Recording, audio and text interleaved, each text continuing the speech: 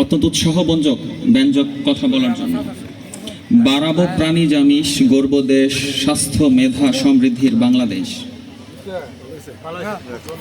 জরুরি অবস্থায় ডাক্তারের কাছে নিয়ে যেতে অক্ষম অসুস্থ প্রাণী যাতে চিকিৎসার অভাবে মারা না যায়, খামারিরা যাতে ক্ষতিগ্রস্ত না হয়, সেজন্য শেখ হাসিনার উপহার প্রাণীর পাশে ডাক্তার স্লোগানকে ধারণ করে প্রাণী সম্পদ ও ডেইরি উন্নয়ন প্রকল্পের মাধ্যমে ধাপে ধাপে ৩৬০টি উপজেলায় প্রদান করা হয়েছে মোবাইল ভেটেরিনারি ক্লিনিক।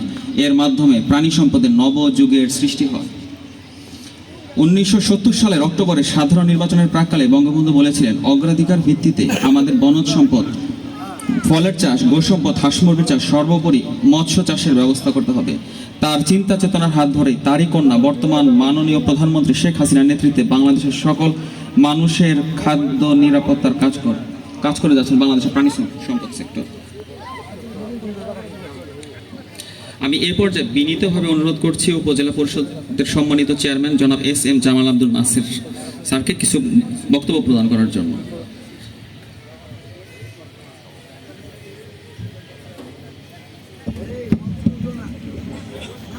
মঞ্চে উঠলে ওজন কমাই দিয়ে উঠেন, ভর কম দিয়েন।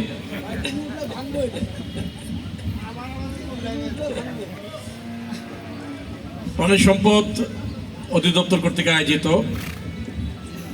প্রাণী সম্পদ প্রদর্শনী অনুষ্ঠানে